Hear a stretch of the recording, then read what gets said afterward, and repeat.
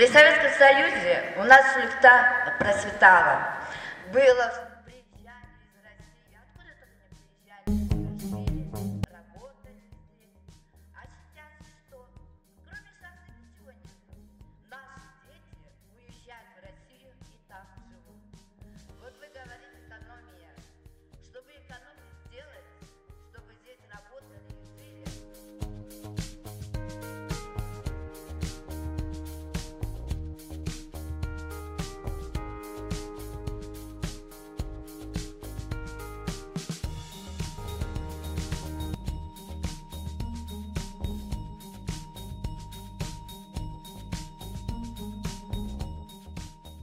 Биздин мүмкүнчүлүк жетпейт мамлекет боюнча жумушсуздук маселени чечкенге.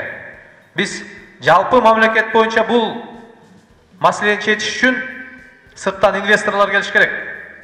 Аны Кыргызстан партиясы жакшы билет кандай кылышты. Анткени биз завод фабрика ачып атканда мамлекеттин кызматкерлеринин бут тоозуларын, бюрократиялык тоскоолдуктар анын баарын биз баштан өткөрдүк. Кандай мыйзам кабыл алсак ошондо жаңы инвесторлор келет. Аны биз жакшы билебиз. Кандай шартталарга түзүш керек.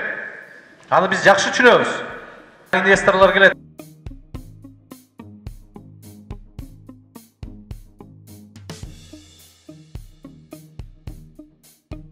Шартталарга түзүш керек. Келет. Мына көк биздин шаарыбызда кенчилердин шаары. Бул шахтадордун эмгеги өтө оор. Биздин ар бирибиздин үй бүлөбүздө бир шахтадорубуз бар. Ошон үчүн биз шахтадорубузду бакташыбыз керек.